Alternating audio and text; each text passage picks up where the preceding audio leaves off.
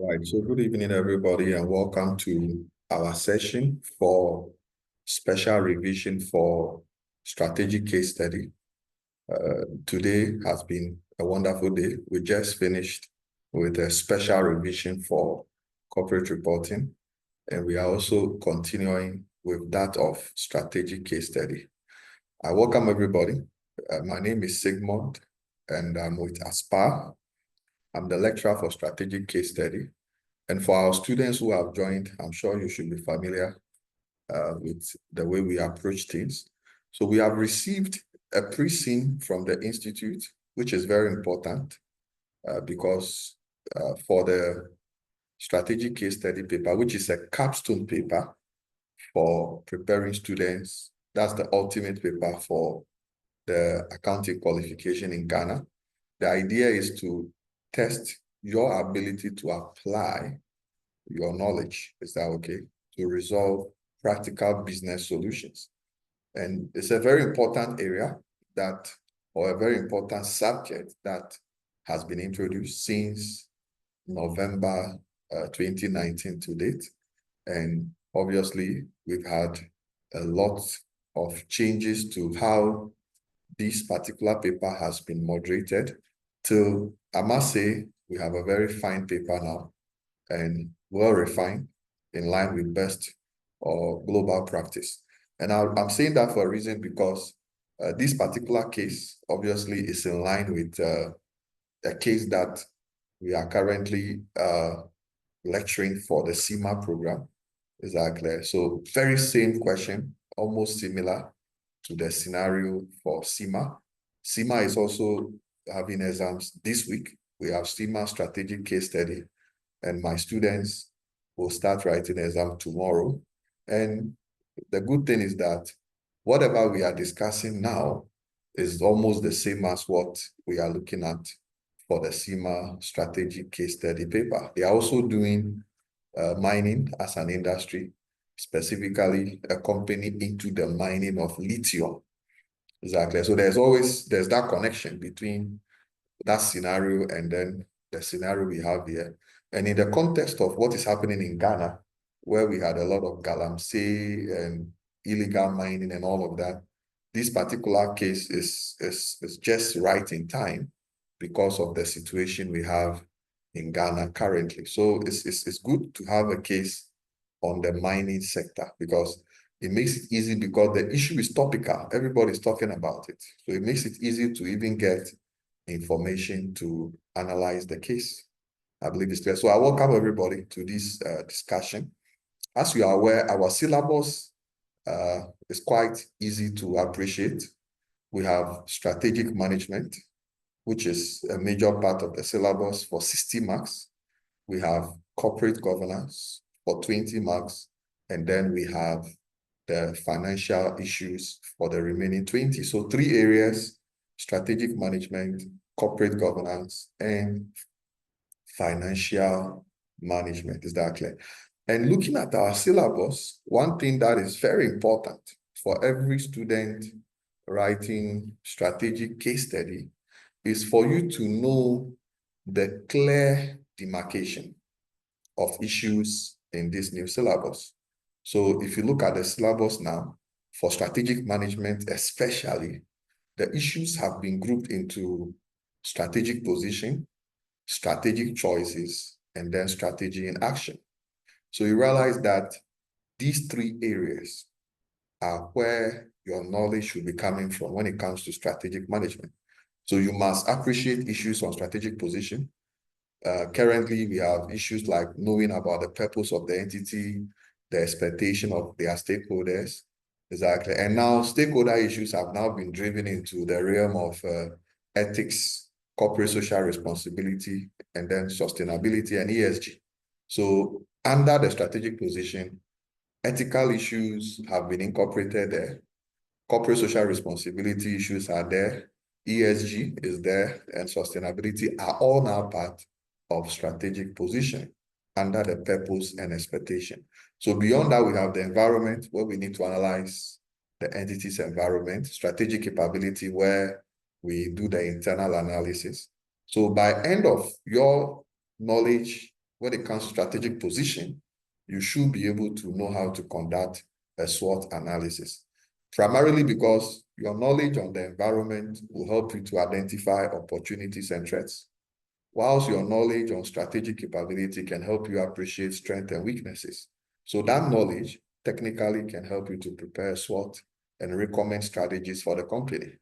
Exactly. Then we can also look at strategic choices. So for strategic choices, you are expected to know all the levels of choices that the entity could make. The corporate, international is one of the choices they could make. Development direction and method is an important choice. Then business or competitive level choices are all important. Then we have the need for you to recommend or evaluate strategic choices. And the model to do that is the SAF model. Exactly. So all the issues and the strategic choices, topical issues have to be well revised. Then we have strategy in action. So for strategy in action, it's about organizing. We need to appreciate the entity's functional strategy. Exactly. Sorry, the entity's organizational structure. Issues regarding structure is very important. Issues on what we call contingency theory, which deals with the most appropriate structure that an entity must have. All those issues very much under organizing. Then managing change, which is very important. Strategic change, very important. Enabling, which is focusing on all the functional strategies, from marketing to HR to operation to R&D, and then obviously IT and information system. So all those functional strategies, you need to be very knowledgeable of them. So in conclusion, you need to learn how to prepare a business plan, exactly, knowing very well also how to evaluate performance or monitor performance. Because once you are implementing strategy, you should be able to monitor the performance of the strategies you are implementing, whether those strategies are achieving your desired goals. I believe it's clear. So primarily, when it comes to strategic management, this is the scope of work. Exactly. So you cannot be reading the briefing without not having this in the back of your mind as to what you are reading. Exactly. It's an information, but if you don't have that technical knowledge, you may read it like you are reading a story. And obviously, technical knowledge is very important in reading a case like the one we are about to read. So beyond this, as I said, we have corporate governance. We also have financial management. In order not to waste time, let's get to business. So let's look at the case. So as I read the case, I will be highlighting some of these important strategic issues as we read through the case. Exactly. The case has so much information, but we'll find the possible time to go through some of those strategic issues. Then we can look at the financial management issues and then also corporate governance if time permits. Exactly. So the entity is called Akosa Mining. That is the name of the entity, AML. And we have been given information about the early beginning of the company, an indigenous mining company founded in Ghana. If you are clearly able to read that, it gives you that nostalgic feeling of how the company started, where it started from, and all that information is very important to get to know intimately how the company started and the stories that have been behind the success of the company. Exactly. So I'll read as I read. These are basic things. So Akosa traces its roots to the early 20th century, emerging from the industrial ambition of Ghana's burgeoning mining sector. The company was founded in 1910 by two pioneering businessmen, Mr. Kweku Akosa and Edward Yeboah, both natives exactly of Takwa, okay, one of Ghana's key mining towns for its rich mineral deposit. So both were inspired by the opportunities in mining. Akosa and Yeboah established the Etiwa Mineral Syndicate, a small mining company cooperative focused on gold and other precious minerals in the eastern region in Ghana. I believe it's clear. So that is how the company started, a small mining cooperative, and evolved to what we have today. So by 1921, while prospecting for gold near Etiwa, the company also stumbled on a vast deposit of a rare rock having a silvery white mineral embedded in a rock formation. Later, they identified these to be lithium-bearing spodumene. Is that clear? Now, at the time, lithium was of a limited commercial value, but now lithium is a game changer. It's a major mineral traded across the globe because of the advent of electric vehicles and the use of what do you call it, batteries to charge items that require long life. Exactly. So lithium has become commercially viable. But Akosa and Yewa were determined to diversify beyond gold and began acquiring land rights to this newly discovered deposit. So by 1930, global economic challenges from the Great Depression affected mining operation in Ghana. However, the company weathered the storm by securing financing from local chiefs, prominent businessmen who saw the long-term prospect of the company, and as well as the long-term potential benefit of the mineral wealth to Ghana. The company was able to expand its operation, gaining reputation for innovation and resilience in the face of fluctuating commodity prices. So to be frank, when you read the case, you can have that feeling that they have been able to move beyond the norm, traveling with various situations, going over various challenges and prospering and moving to the next level from one point in time. Anytime they have challenges, they are able to overcome and move to the next level, which is something that is good. Exactly. So the company has a reputation for innovation and resilience in the face of fluctuating commodity prices. So all this tells us about the culture of the company, tells us about the kind of people who are leading the business. Exactly. And all these can fall into the values of the company. Exactly. Which is something that is very important. The values which are normally derived from the company's vision and mission. You can derive your values from there. And obviously, this company has some resilience in the face of challenges, exactly. So from World War II, the company entered into a period of significant expansion. Exactly. The company entered into a period of what? Significant expansion. So what you are seeing is growth. From all this information you can see here, you are just being given the growth story of the company. And you all know that when it comes to growth, growth is very important. And from the strategic perspective, growth normally has various methods. Growth could be internal and growth could be external. So from what we have been given here, good information about how the company has grown internally, exactly, by acquiring various lands all over the place. Even though at that time lithium was not commercially viable, they were still buying the lands, which will become something that will be very beneficial to them in future.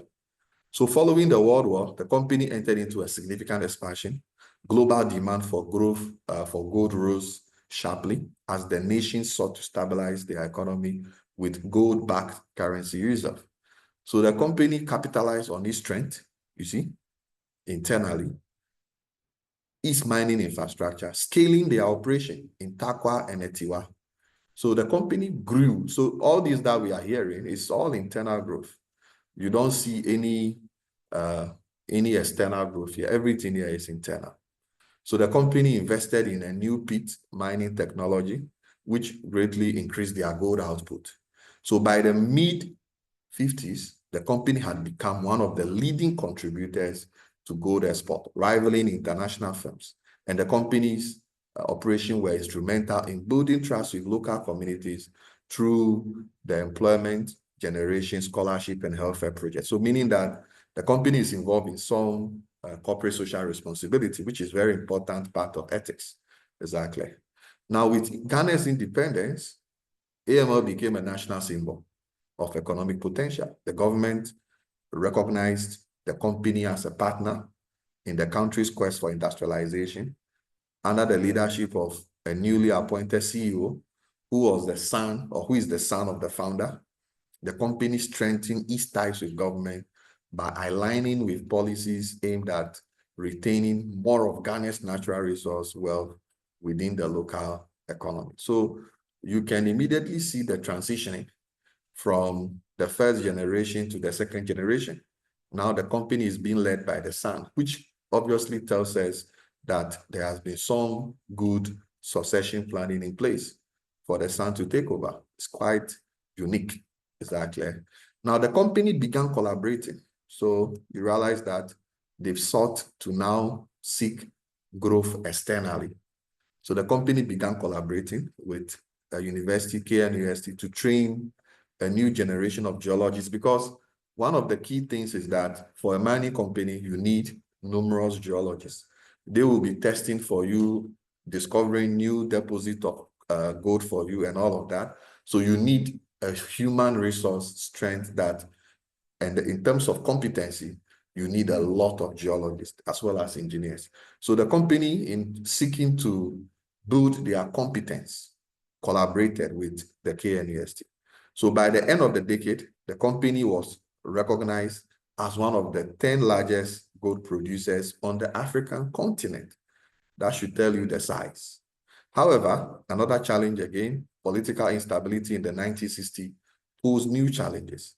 Military coup, policy shift created uncertainty. So these are all challenges in the past, prompting the company to now focus on strategic partnerships and risk management in order to secure its future. Because if you are growing internally, you always know that there's a limitation.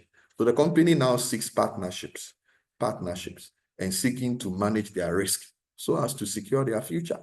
So despite the challenges, the company thrived again, which is what I was telling you. The resilience of this company is unmatched. So thanks to their operational base and commitment to community development, that's the reason why they were able to move to the next level. Strong operational base and commitment to community development, giving back to the community, is what has got the company to thrive against their challenges, exactly. So this is worth reading, but there's a lot to learn from this. The company has grown from being a company that rely on their own resources to now seek partnership with government, exactly, and also strategic partnerships, which have not been mentioned, but it means the company is looking for growth beyond its own resources and competence, exactly. So we've also been given information about the company's modernization and corporate growth. So now we have a paragraph dedicated to growth now, and this will help us to appreciate the state of growth. So the company, by the 1970s, it marked a transformative era. The global economy collapsed. Gold demand for gold surged, leading to price spike.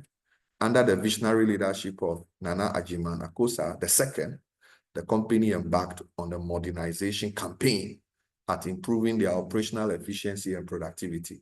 So anything that is sought to improve efficiency and productivity is obviously to do with your competence. Is that okay? Your competence is the ability to do things, right? So if you are improving on operational efficiency and productivity, it's obviously about you being able to improve on your competence. Exactly. And as you are all aware, once you are improving on your competence, you are able to improve on your strategic capability, and therefore you can achieve competitive advantage. Exactly. So this company's competitive advantage comes from competence, building up competence. For resources, they already have it. The resource they have is very unique. So if you are assessing the company's resource, maybe using the viral framework or conducting a resource audit, the company has some good level of resources.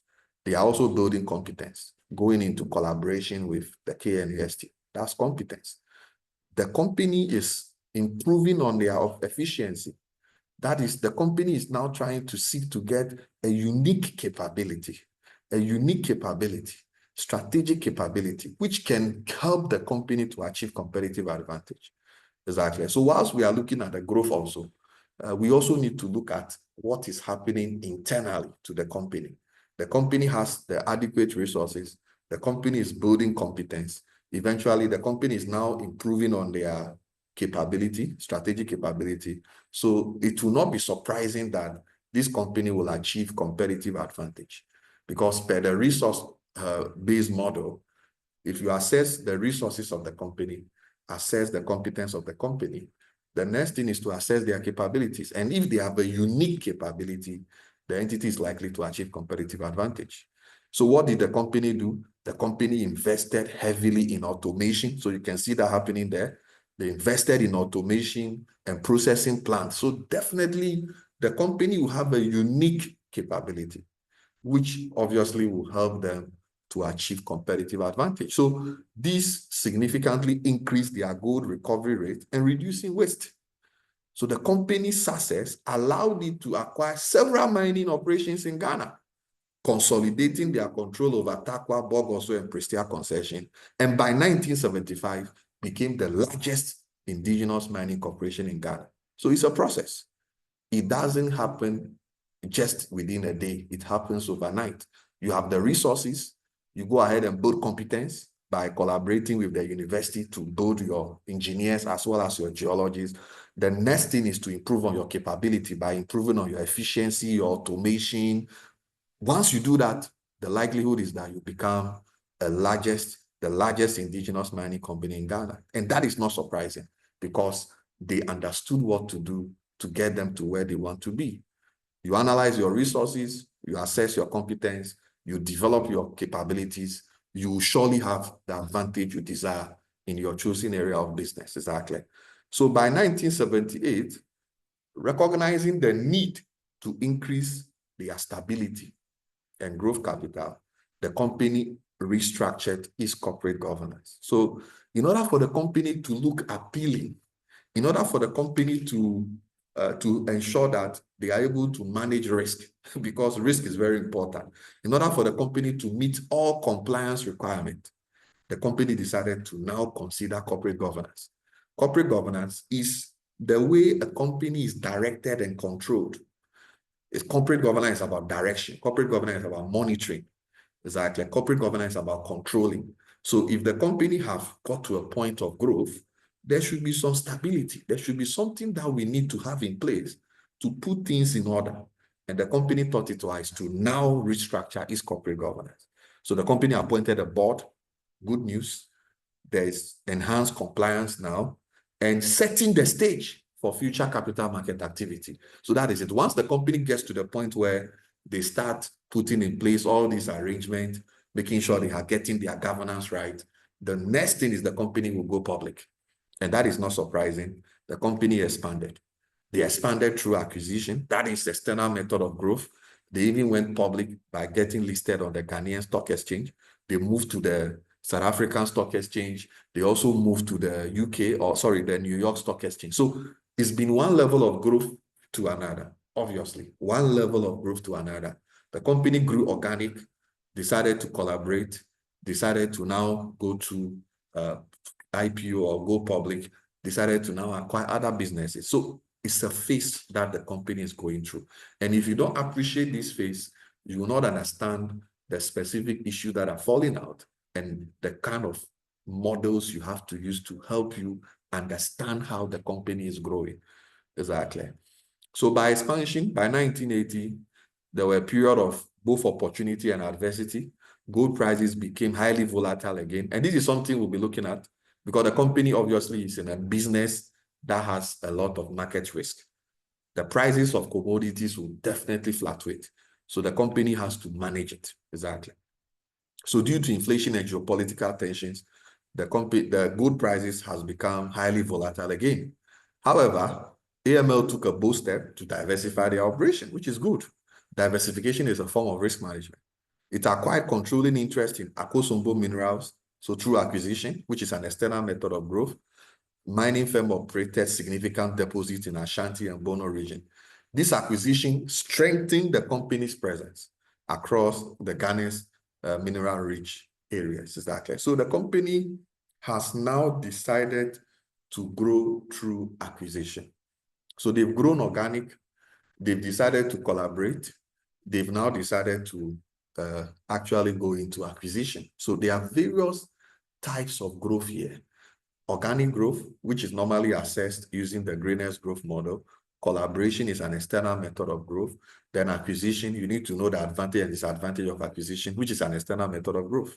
Exactly. So the company then after that improving on their transparency, decided to go public, which is a financial management issue here, source of financing, because once the company becomes public, it has the opportunity to obtain good, adequate financing to support their growth.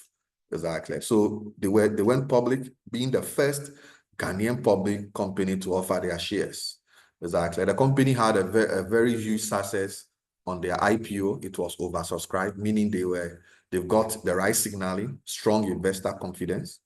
Exactly. The proceeds were used for funding of new exploration activities to upgrade the activities. Exactly. Then the company, building on this momentum, the company sought to diversify, look at it, both its operation and its market. So their company is now going international. Are we together? So we are moving from what? Development, direction, and methods. Now we are moving toward the corporate level where we are going international. Are we together? So the company is now moving international. So once you are moving international, one key thing is to assess your issues here. What are the reasons for internationalization? Exactly. You need to assess the company's what? Motive. Their reason for going out international. Once you are clear in that regard, then you should now look at some of the models that are applicable for a company that seeks to go international. You should know that by now. Exactly. You should know the company's orientation using the EPRG framework. You should by now know that there will be a need for you to assess the company's integration and responsiveness as they've decided to go international. They should also know the mode of entry. Is that okay? The mode of entry that they will be using to go international. And then also they should appreciate the stages of globalization. These are all issues that are connected to companies seeking to go international. And the company has done so. They've decided to move into West Africa. Is that okay? By acquiring new ventures in Mali and Burkina Faso. So the company then again achieved a major milestone by getting listed on the Joburg Stock Exchange, which I earlier said. By listing on the Joburg Stock Exchange, they got some good money. They also went to list on the New York Stock Exchange. So from moving from one level of growth to another, and all these gives it adequate financing to pursue their growth. All these listings opens the company to adequate financing for growth. The question you should ask yourself is that, what are the various financing options that are available for a listed company? They could go for public offer. They could go for right issue. Is that not it? They could also go for placement. These are all opportunities the company has. They could even issue bonds, which ordinarily is not available locally. They could issue bonds, exactly, convertibles. These are all things that the company have access to. Once the company has gone public, listed on the Ghanaian Stock Exchange, on the Joburg Stock Exchange, on the NYSE, obviously they will have unlimited access to financing. So the company should not have problem obtaining financing for growth. With the kind of growth that they are expecting to experience, the company needs financing, and they've got it right. They've got it right. So while the company experienced remarkable growth, it was not immune to challenges. Like I said, this company has built resilience. By 1999, the company was affected by a global downturn in gold prices again. As I said, one of the synonymous challenges with this industry is market risk. The fluctuation in the prices of the commodities is something you have to strive to overcome. And one of the ways to overcome that is to hedge. So hedging is a synonymous tool that is used to avoid the uncertainties regarding the prices of these commodities, futures and all of that. Is that clear? So the company's prudent leadership with local banks and global financiers helped it to weather the crisis. Another resilience. So the company, once there's a setback, they strategize, they get themselves out of it. So resilience has been mentioned, consolidation has been mentioned, introduction to strategic minerals has been mentioned. So in the early 2000s, okay, present another challenge and opportunity for the company. Following the setbacks in the 1990s, the company embarked on a strategy to consolidate its mining operation and streamline its cost. So you all know that there are various what we call growth strategy. Exactly. And consolidation is a non-growth strategy. Consolidation is where you want to maintain your market share. You don't seek to grow, but to maintain what you have. So the company has been growing, moving leap and bound, but they've got to a point where they want to consolidate. Consolidation is a non-growth strategy. I'm sure some of you should be aware of this. Consolidation is what? A non-growth strategy. So the company decided to consolidate its operation and streamline costs. By this time, the mining sector had become highly competitive. So you want to maintain what you have. With multinationals expanding their presence into the country, and to maintain its leadership, the company intensified improving its capability, the efficiency and sustainability of the company. So by 2001, the company reorganized its business structure to enhance operational control. So you realize that the company seeks to always improve on their efficiency, reduce cost. And for a company that wants to achieve competitive advantage, you should know by now, when it comes to business level strategy, they have to make a choice. According to what you call it, Porter, the choice could be between being a cost leader or differentiate. Exactly. And from what is being said here, the company is seeking efficiency, seeking to be efficient, making sure that they enhance their operational control. So you can see clearly that the company seeks to reduce cost, which is the only way they will want to be able to achieve competitive advantage, even though they are innovating, which is part of what has been said, but you can see that intentionality in reducing their cost. I believe it's clear. So the company re-engage in exploration activities, particularly in less explored northern region of Ghana. So after the consolidation, the company decided to re-engage again. Exactly. But this time around in the less explored region. Now, this effort is made to secure the gold reserve and reduce dependency on the older and less productive mine, which is one of the challenges for these companies, because the resource they have is not an infinite resource. These resources deplete with time. So if you have a mine, the mine will definitely have a useful life. So you have to amortize it over the period for which you can extract the gold reserve. So if you are assessing your mineral reserves and you know that some of them are almost reaching their end of their useful life, you have to seek other alternatives. So this company, in order to ensure sustainability, is looking at the less explored northern region of Ghana in order to still remain in business. So the company's investment paid off. So by 2005, the company discovered a gold deposit in Brongahafo, which became a key asset in the years to come. So during this period, global demand rose again, driven by instability in the financial market and the increasing use of gold as a safe haven asset.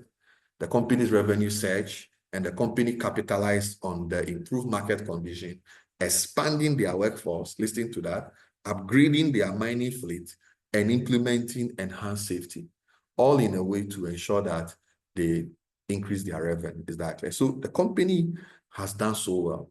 If you are to go through your strategic issues, you will definitely find a point to plug in for each of them.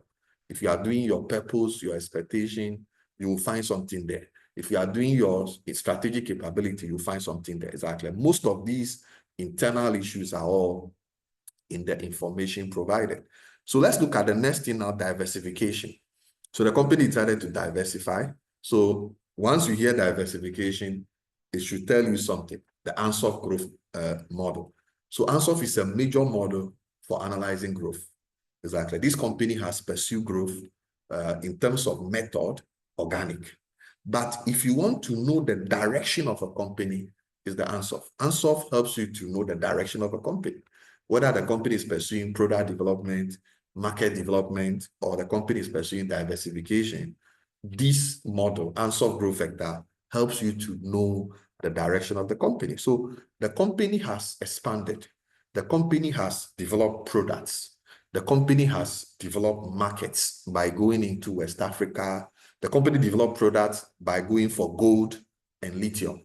The company developed markets by going into Burkina Faso, Mali, and the rest, going international. Those are new markets. The company has now decided to diversify. Clearly, that means that they want to look for a new market as well as a new product, but either related to their existing scope or different from their existing scope. So the company wants to diversify. So the company adopted a diversification strategy that is aimed at exploring other minerals. So it means that the diversification will be related diversification. While the gold mining remained its core business, the company, began to take notice of the growing importance of critical minerals like lithium, driven by the global shift towards renewable energy. So you realize that this is what? A related diversification. We are still going into mining specifically lithium. Exactly. So the AML launched a strategic initiative to identify viable deposits of critical minerals within its existing concession. So they are not limiting it to lithium. They are looking for viable deposits. If there's any other deposit found within their concessions, why not? They will be glad to exploit it. So geological survey and feasibility studies conducted in the Etiwa range revealed the significant lithium deposit. Although lithium was still not a core part of the company's business, the company recognized its long-term potential. So by 2015, the Ghanaian government introduced a new policy to attract investment in critical minerals. So obviously the company saw an opportunity there and decided to exploit it. So the company remained cautious, focused primarily on developing a robust long-term strategy for lithium extraction. So by 2018, global demand for lithium surged, and the company completed a pilot project in 2019, demonstrating the economic potential of lithium production. So the company launched its lithium activities or division in 2020, a new chapter for the company, exactly, an initiative which is aligned with Ghana's industrialization agenda, which is the Ghana Beyond 8, which sought to leverage on natural resource to drive a sustained economic growth. So the company would have to begin mining lithium. Full-scale lithium operation was launched, and the company began mining lithium. As I said from the beginning of the class, this particular case is very similar to the case we have currently for CIMA strategic case study. They are also writing, as I said, tomorrow. So exam starts tomorrow, and they are also writing a similar case on the mining sector. So over here, we have it here. So strategic case study for November and February, and they are writing a case on rotomine. This is the case they have. It's on lithium, exactly. So this case tells you specifically that the use of lithium. So if you have a copy to help you to expand your knowledge on lithium, it's a case I've already dealt with, and the students will be writing exam tomorrow. So the use of lithium, how lithium can be used for production of lubricant, ceramics, batteries, and all of that. And the case will expose you to know the various types of mining of lithium, the hard rock mining, which is very, very, very bad for the environment, which is called the hard rock mining. We also have the traditional brine mining, which is similar to how we mine salt. So it uses a lot of water. The traditional brine mining uses a lot of water. So the brine are exposed to the sun for it to be evaporated, exactly, and the spodumene will come up. Then we have the DLE, which is the direct lithium extraction, which is quite modern and very environmentally friendly. This process is so unique that everything is done underground, exactly, without not destroying the environment. But the only challenge is that it's very expensive and not well researched. Exactly. It's not popular because it involves a lot of money. So the question is whether AML is using the hard rock mining, the traditional brine, or the direct lithium extraction, which is something we have to look for. Are we together? So I may share this with you. This is on CIMA. We are writing the exam tomorrow. It's like from tomorrow to Friday. The CIMA strategic case study exam starts tomorrow. So it's the same, lithium. Lithium is a common mineral that everybody is seeking to mine. And This is about 22-page case study, and we've done the analysis and we'll be writing the exam tomorrow. Exactly. So full-scale lithium operation was launched by the company. So as the global demand for critical minerals soared, AML fully committed to diversifying its operation by integrating lithium extraction, okay, into its core business. Now, by the time the need for battery, because now everybody is looking for electronic vehicles. Ghana has adopted, people are importing it. People are now building what we call charging points so that people can be able to charge their electronic vehicles. So that is the way to go now. And these vehicles require batteries that can last for so many hours. Exactly. And the only way to do that is that lithium has the various characteristics of preserving energy for a long period of time. And that is the reason why lithium has gained relevance globally, because it is able to store energy, exactly, electric energy for so long a period of time. So if you use lithium to do your battery, instead of using hydrogen or hydroxide, it's able to store electric energy for long. And that is why it's in demand, because most of the electric vehicles, they are produced using lithium batteries, exactly. So in the early 2020, oh, sorry, I think I moved too fast. Where is that? Right. So in the early 2020s, AML launched its full-scale lithium mining in Etiwa. But the question is, what type of extraction are they using? The mines operation focus on extraction and processing of the spodumene ore to produce lithium carbonate. To meet the growing demand, they expanded their infrastructure by building a state-of-the-art processing plant near the mine, which is similar to what we have in the CIMA strategic case study. The company had their processing plant located near the mine. And the reason why that is the case is because if you mine the lithium, the spodumene, and you transfer it over a long period, it can pollute the environment. So the advice or the best way is that once you have your mine, you have to locate the processing plant near the mine so that you don't pollute the environment. Exactly. So it's one of the best things to do. And the company is doing the same thing. So the facility was designed to refine lithium products, ensure compliance with stringent requirements. So that is clear. However, this new venture increased scrutiny, obviously. So one of the things you should keep in mind is that once you are mining lithium, exactly, once you start mining lithium, you obviously face a lot of environmental scrutiny.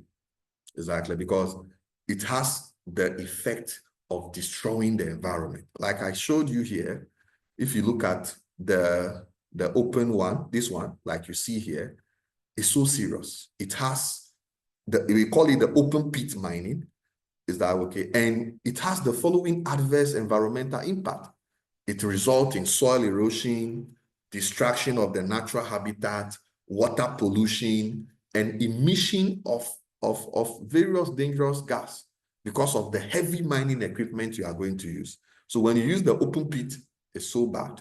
Environmentally, it's very unfriendly.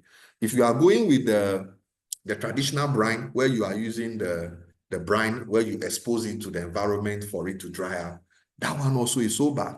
It consumes about 500,000 liters of water, to process. So if you are using the traditional brine, where you mine the lithium like the way you mine salt, you expose it to the sun for it to dry up, exactly, you require about 500,000 liters of water to process. So anywhere you have a lithium mine and they are using this particular approach, water is always polluted. Exactly. So as I said, the safest is to go for the direct lithium extraction. But for that one, as I said, it is also expensive. It's very expensive and uneconomical to go for that. Exactly. So as I said, the company will surely have environmental issues. They will have a lot of scrutiny because of the mining they have ventured into, specifically the lithium mining. And if you have seen it here, they said the lithium mining, particularly the open pit, as I've told you, if you go with the open pit, you are going to destroy the environment. The diversity of the biodiversity of the environment will be affected, and you face a lot of legal challenges. Exactly. There will be legal challenges from environmental action groups, I believe it's clear. So that is one of the challenges the company will face. So if you are going into this exam, your knowledge on sustainability is very important.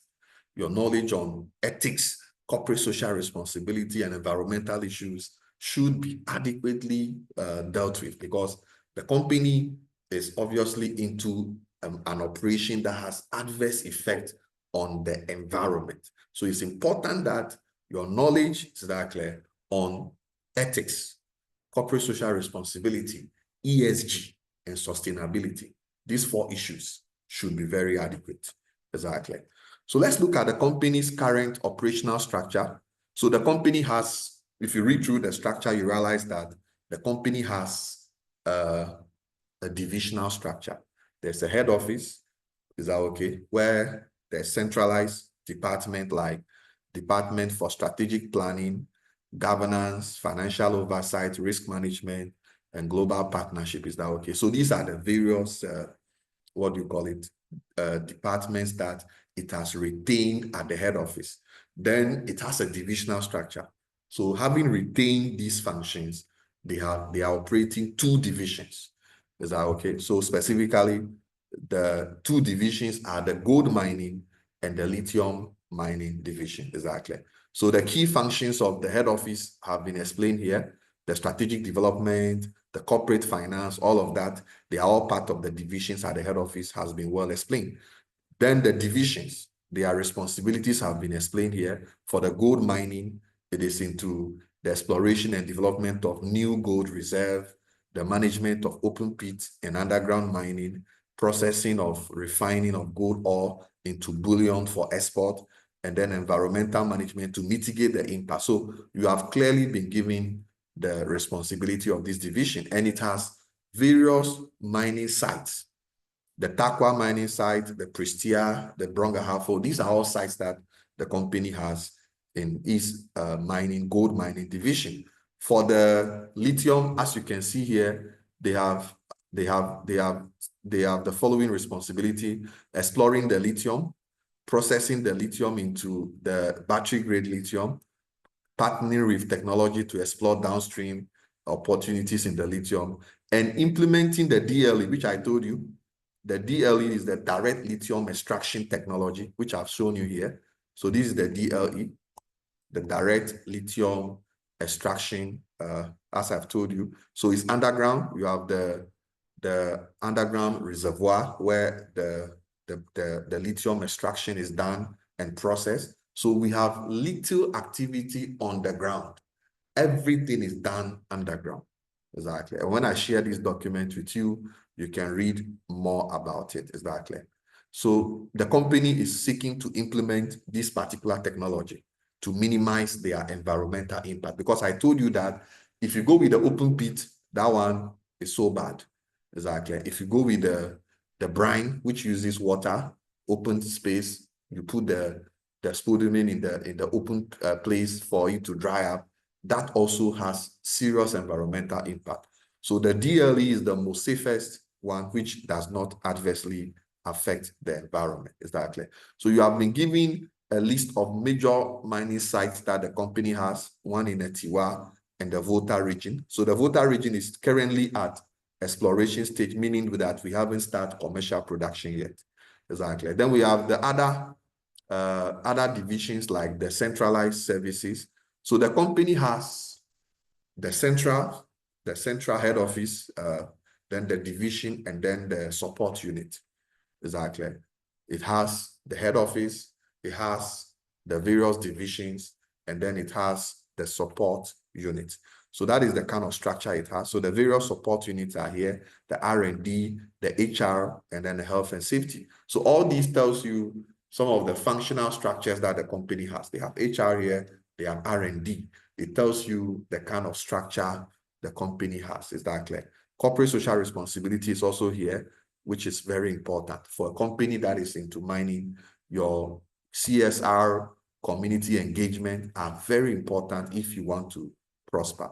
Exactly. And we have been told that the company sponsor scholarship for students in the mining community, which is very important, part of their public or corporate social responsibility.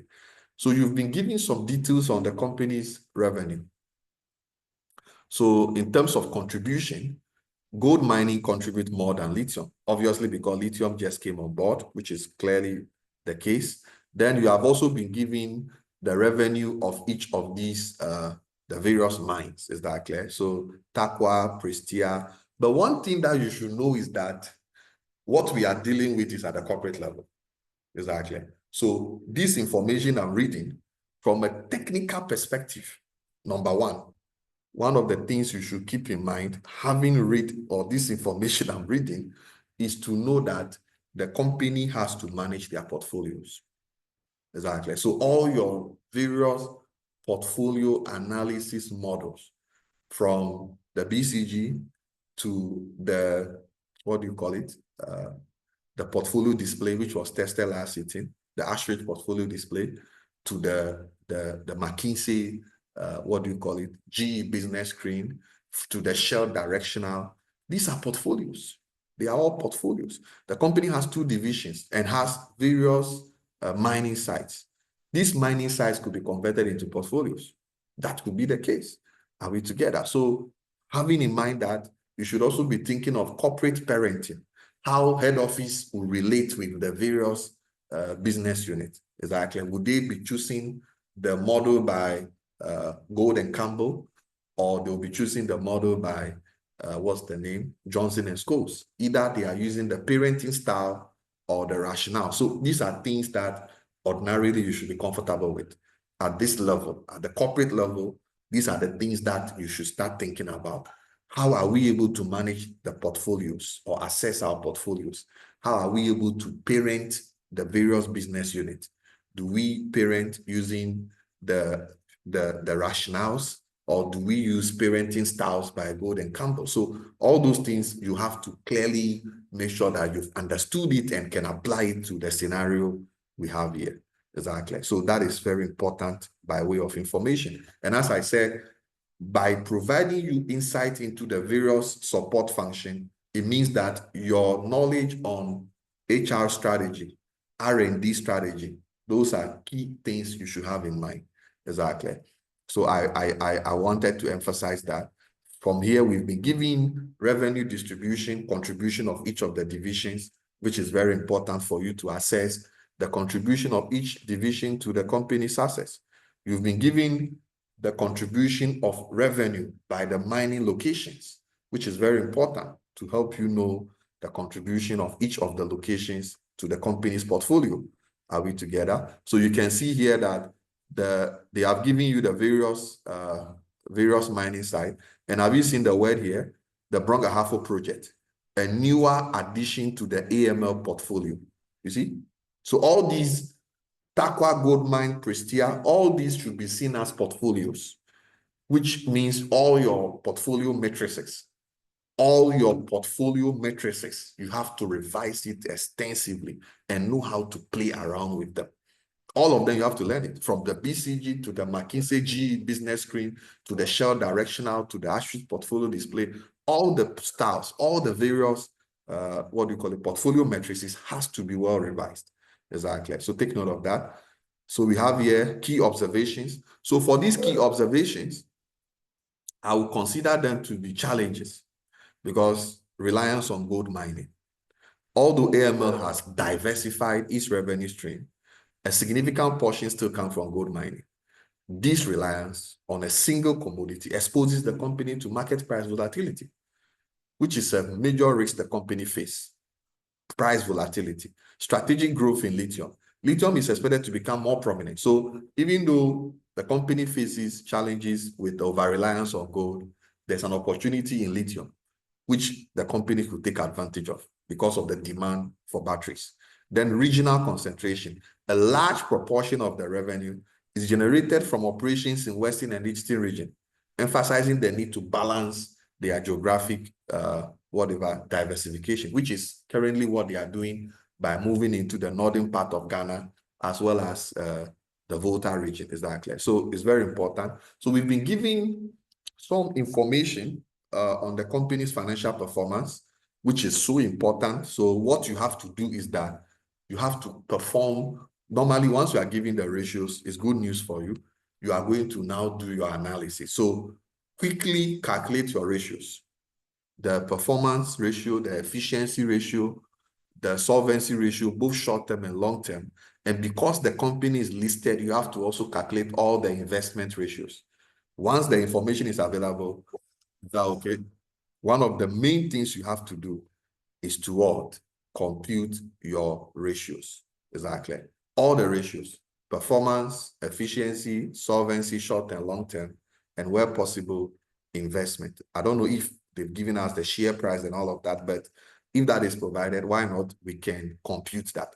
And then once you do this analysis, you may want to know whether all the nice things that we have been told about the company, all those nice things are true based on the numbers we have here.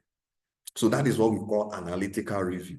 Because you may be told about the company's growth, the company this, that, but it may not be true. You will need to assess the performance to validate all the assertions that has been put across. So it's important that you perform these analysis. Exactly. Bearing in mind that it's a consolidated financial statement. Bearing that in mind, that it's a consolidated financial statement. Some of the various businesses may not be doing well and may affect the group position. So you need to also make sure that that is something that you are clear about. But on a basic level, your performance, your efficiency, your solvency, both short-term and long-term, can be easily assessed. Exactly. So use the information to do your ratio analysis. It tells you the possibility of what may happen. Exactly. Using this information, you should also assess the company's capital structure, assess their gearing. Is that okay? To see if the company is geared. Every analysis you can ever do, use this information to do that. It can possibly tell you the likely situation that may happen in the exam. There could be a need for you to prepare. I remember in November 2019, when we had the first strategic case study exam, the financial statement of the company was given, and they gave us only the P&L and the balance sheet. Then we all thought that is it. Now, the question to ask yourself is that if you have a financial statement, it has components, right? The P&L, the balance sheet, but where is the cash flow?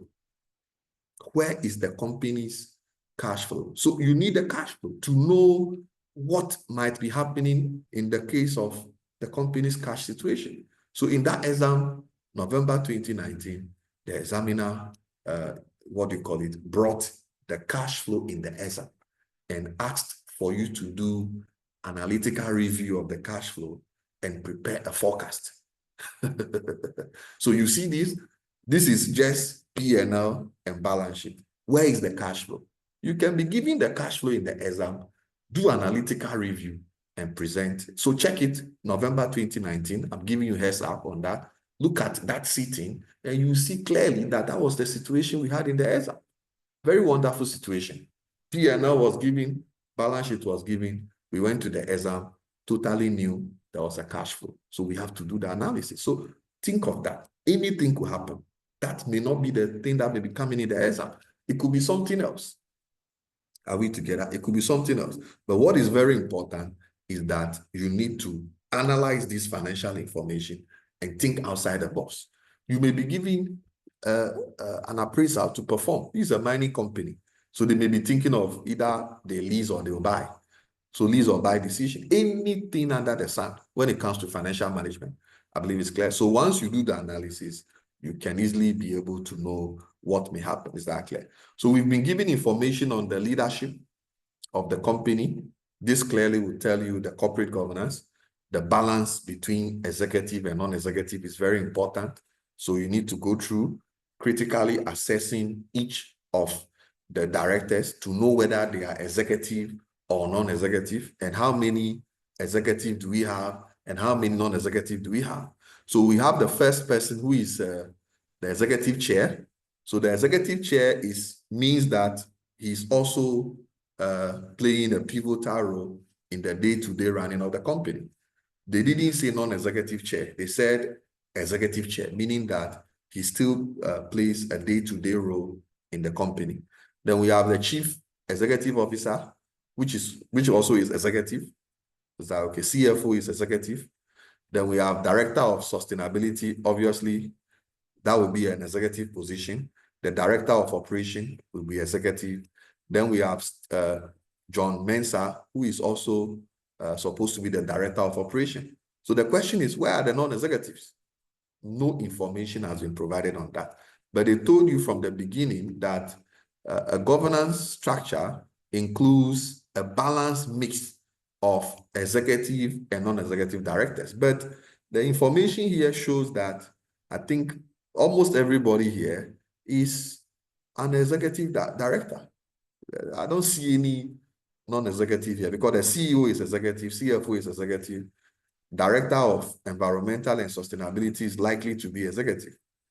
Is that okay? The director of operation, clearly executive for the gold mine. The director of operation for lithium is surely going to be executive director. So I'm wondering where the non-executive directors are. But obviously we need that information. So obviously once we have it, we will analyze it. Exactly. So we've been given the organizational structure. You can see the CEO with the CFO and the director of environmental, then with the divisional managers. Exactly. So what it means here is that the CFO and the director of environmental are all at the head office. Exactly. They report to the CEO. Exactly. Whilst the divisional managers are also running the various divisions. Exactly. Then the company conducted an employee satisfaction survey. It's important we analyze this survey to know the extent to which the company's staff are happy to work for the company.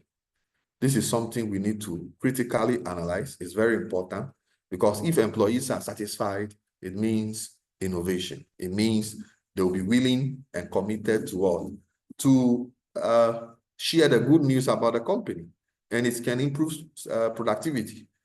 Are we together? So KPIs have been shared. I think they did a survey, and the survey provided some conclusions that we have to take time and analyze. The time may not permit us to do that, but it's important. And this is so important because it can serve as part of your HR strategy because you are reviewing employee satisfaction, which is part of the job of HR.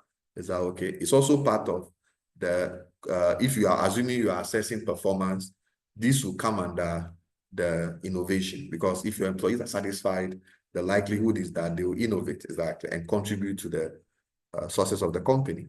Then you have also been given, just for the sake of time, we have also been given information about the mining sector, industry analysis, which is very important. And once you are a student of strategy, once you have been given industry analysis, it means you have to do your Porter's 5 forces, no doubt. So this information you have to read through and know the determinants of competition. Exactly. What are the determinants of competition? Exactly. Using the Porter's 5 forces.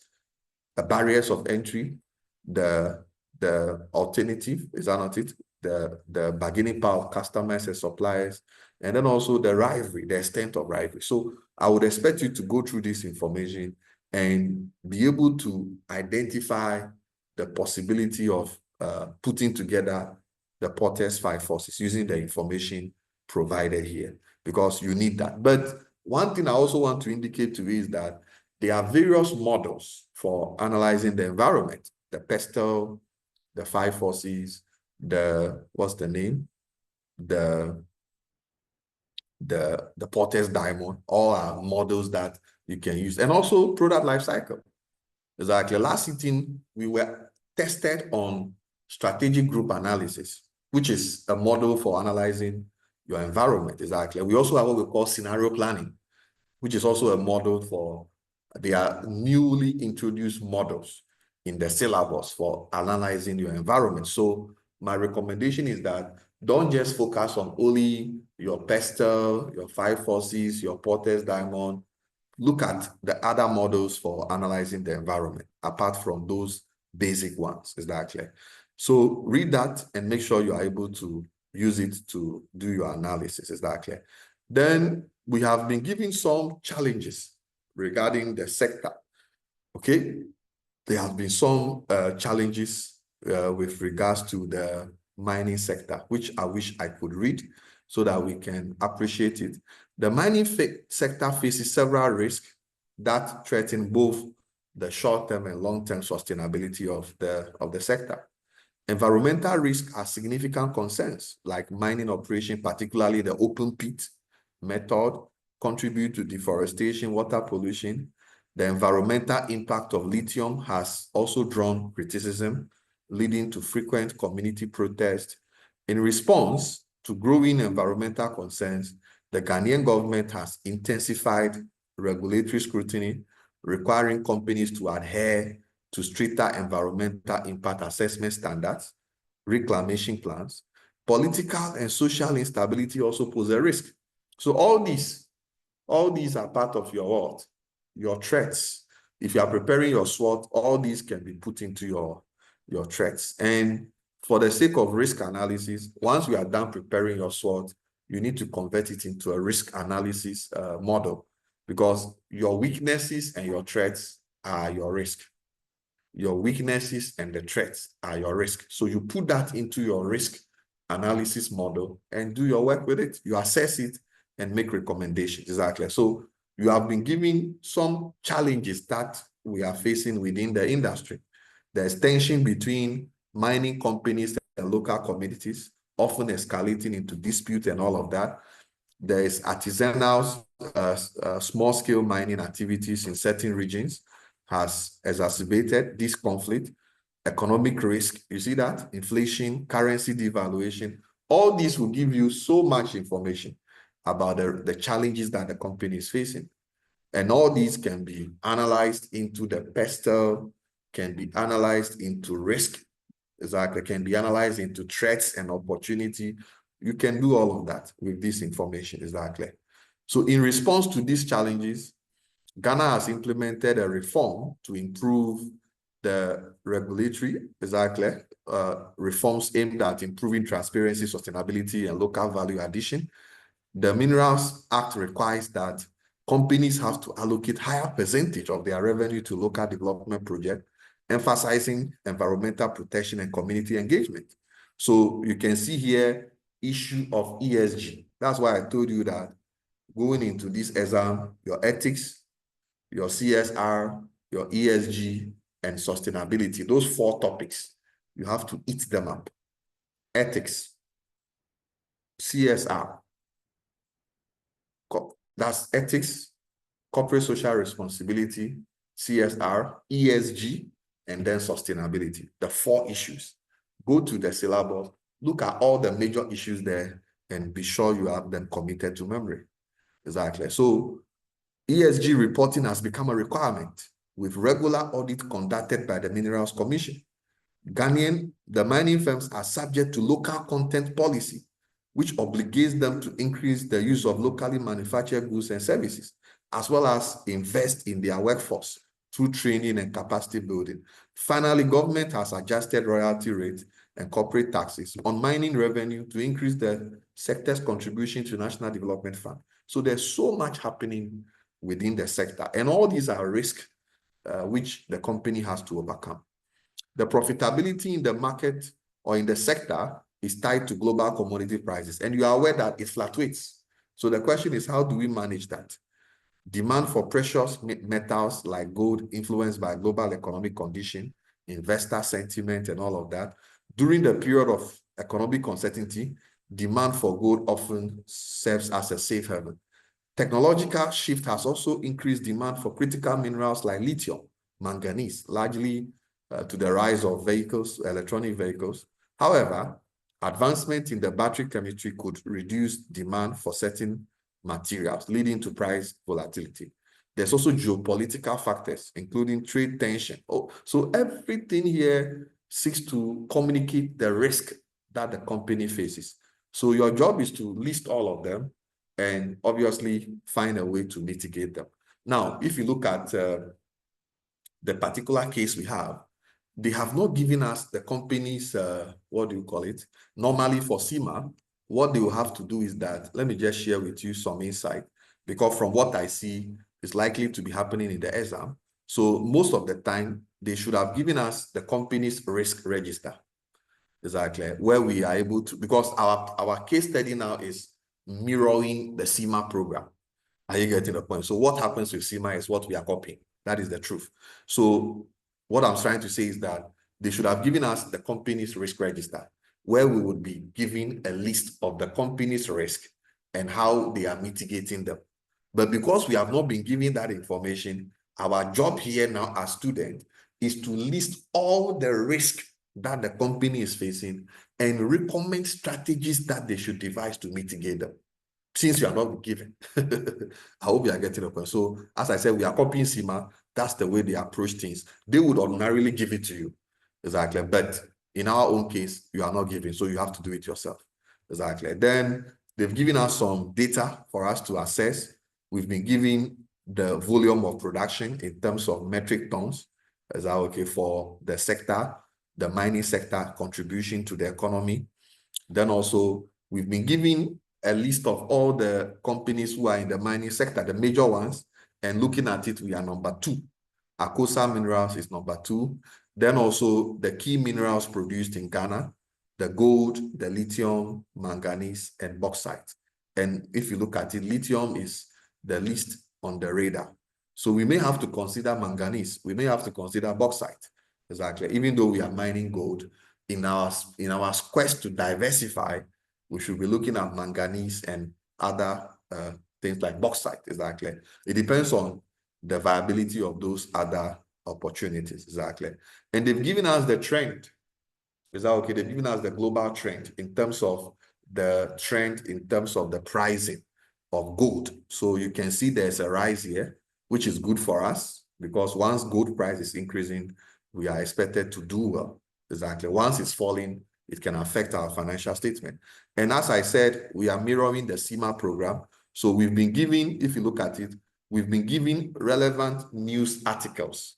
Is that okay? Which is important for you to read, because these articles can influence issues that will come in the unseen. Normally for CIMA, that's what we have. So like we have here, let me show you something like what we have here. So if you look at the CIMA case study, you have it as news stories. So if you click on it, it tells you all the various news stories. Is that okay? That is happening in the industry. So you see here, the Portland Telegraph, the Portland Telegraph. So all the news articles, the Portland Daily. So they give you all the various news articles that are happening in the industry. We are also learning from that. So if you look at it here, you realize that all the headlines, the stories in the media has all been compiled for us, similar to what we do for CIMA. So your job is to read through all these articles. Some of them can tell you or give you an idea of some of the things you may have to deal with in the unseen information in the exam. I believe it's clear. So in conclusion, let me read the last part here. It says that in response to recent development in the Ghana's mining sector, including increasing regulatory and environmental protests and illegal mining, the board has taken a proactive step. Look at that. And what is the step they have taken? They want to strengthen their risk management framework. So listen to me carefully. You have not been given a risk register. No, they will not give you a risk register. And they are saying that the company wants to take a proactive step to strengthen their risk management framework. So they've engaged a consultant. And that consultant specialized in risk analysis and strategy, and to conduct a comprehensive risk assessment and impact analysis for the company's activities. The initiative is to identify key risks across, look at them, operational, financial, governance, and stakeholder areas. So that is your job. Your job in this exam is to identify all these risks. You think the consultant is coming, you are the consultant. So you have to be able to identify all the risk in the case. So the examiner will ask you to, in the exam first question, explain all the various risk in the area of operational, financial, governance, and stakeholder issues. And propose mitigation strategies to align them with global best practice. Are you listening carefully? So what is here is that you are the consultant. Don't assume somebody is coming from anywhere to do this job. Read this case, prepare a risk register, a risk schedule, categorize it under operational, financial, governance, and stakeholders, and propose mitigation strategies immediately in line with global best practices. Don't expect any consultant to come and do this for you. You are the consultant, so better get ready. And the consultant report is currently under preparation and is expected to provide crucial insight. It's under preparation. Currently, we are under preparation. So that report has to be submitted on what day? On what day are you writing the exam? That report has to be submitted on the 7th of what? Of March. So if you are ready for this exam, this is your job. Make sure that you identify the risk that the company faces, operational, financial, governance, and stakeholder issues. Put that together and recommend mitigation strategies to align it to global best practice. Exactly. So my job is done. So that is it. So looking at this information, it's quite a lot to deal with, but your safest bet is your models. There's so much information, but your safest bet is to move back to the syllabus. Move back to the syllabus. Don't do cherry picking. Don't do what? Cherry picking. Go back to the syllabus. Go through all the issues one after the other. There's no need to specialize, because if you try it, you just worry yourself. You must go through all the issues. I've made it simple for you. What are the issues under purpose and expectation? Run through them. The models for the environment, run through them. Strategic capability, assess your resource, your competence, your capability. You are good to go. Prepare a SWOT straight away. Analyze all the corporate level issues, international models, consume all of them. You go for your ANSOF, run it through the case. You go for your methods of development, run it through the case. If you are looking at internal, then you are looking at the model that was tested last year in the greatness growth model. But you can look at other models over there. ANSOF is the safest bet. You can look at the business level, the Portes generic, looking at the, what do you call it? The Bowman Strategic Club. Make sure you are able to go through all the models with the case. You cannot leave any unattended. I believe it's clear, because with experience, the examiner is not testing you because he has released the precinct. No, he's testing you because he knows you have gone through the entire syllabus. So he's not there to test what you presume will be tested. He's testing the syllabus. So let's get back to basics. The syllabus is our reference. We need to go back to the syllabus. Make sure we have an appreciation of the issues in the syllabus in the context of the precinct. And that requires a lot of navigation to be able to go through. Are we together? So that is it. So for strategic management, these are the issues. For corporate governance, you should know already, there are major issues in this case you should unravel. Corporate governance issues may have to be the company not being able to comply with what? The governance framework. Exactly. It's a listed company, so the SEC code is automatic.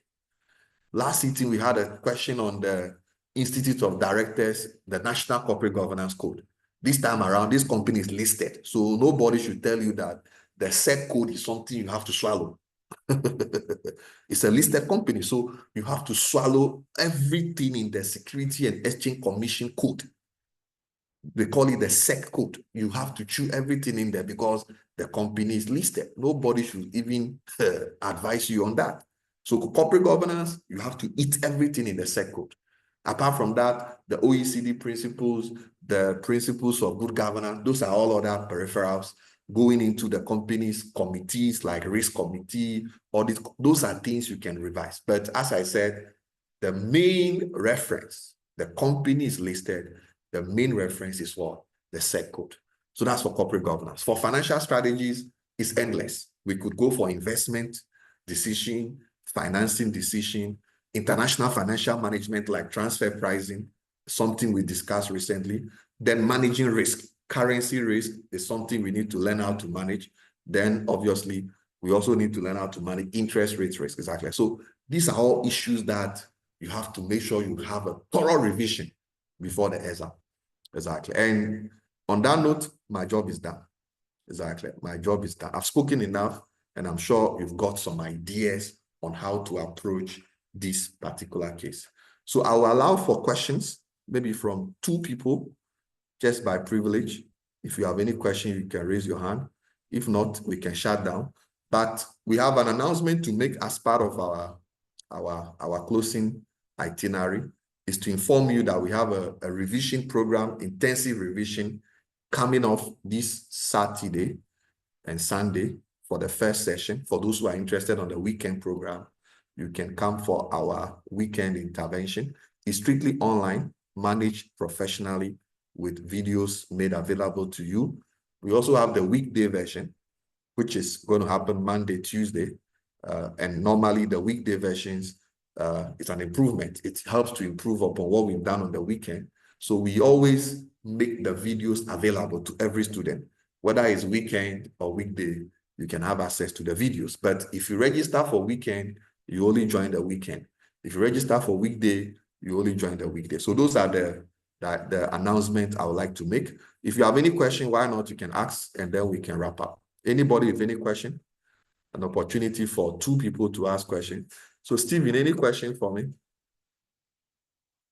Stephen, any question for me?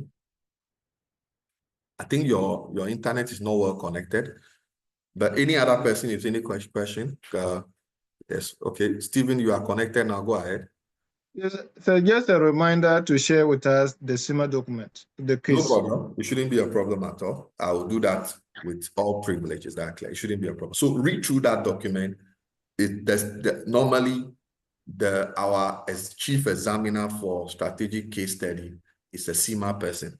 I'm also a SEMA person. I teach SEMA strategic case study. As I've told you, we are writing exam tomorrow, Thursday, and Friday. So we are mirroring SEMA. That's the logic. And SEMA is currently running a case on lithium. And obviously, if our briefing is on lithium, it tells you where we are going technically, exactly. So you need somebody who has competency in analyzing SEMA to help you go through this safely, exactly.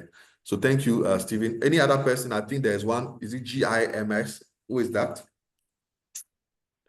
Who am I speaking to? Yeah, hello. Yeah, please, can you hear me? You are loud and clear. Go ahead. Okay, yeah. Please, with the risk identification and mitigation, can you use a framework like the TARA framework? Well, definitely, why not? So you can use the risk map to do the assessment of the risk and recommend the mitigation using the TARA model. Why not? Exactly. So that's perfect. That's perfect. Okay. So thank you. And then my second question, please, my second question, those of us who couldn't join the CR revision, how are you going to get the videos to watch? I think we are going to put it on YouTube. We'll share it on the various pages. Hopefully by tomorrow, all the pages to have that. So it shouldn't be a problem. Tomorrow we'll share it so that you can watch it exactly, right? All right, thank you. We meet at the intervention. Thank you so much. Thank you so much. So I think we are done. One more question and I'll shut down. Jamila, any question for me? Yes, sir. Good evening. Good evening, madam. Yes. My issue is on the ethical issues. Good, good. Which of the framework will you prefer us to use? The TACA 5 or the AA model will be preferable? For you making recommendation, I wouldn't do that. Jamila, I won't do that. On an open live platform like this, you are asking me to put myself on the hanger. No. That's That's a dangerous question to ask. Exactly. I can make recommendations here. That would be too dangerous. All right, all right, all right. But all right. preferably, we all need to know all the relevant models applicable. Exactly. If it's ethics, let us go through all the issues under ethics. As I've told you, just make sure that ethics, corporate social responsibility, ESG, sustainability, they are four. Ethics, CSR, ESG, sustainability. Everything there, just be comfortable with them because the company is into mining. So environmental concern is a major issue. I believe it's clear. So I think we are done. It's been a long session. I'm happy to have all of you. Thank you so much for making the time to join us. My name is Sigmund, and I teach strategic case study, corporate reporting, advanced audit, financial reporting, public sector. I can continue mentioning them at ASPA. Thank you so much, and I'll see you in our next session. Bye-bye.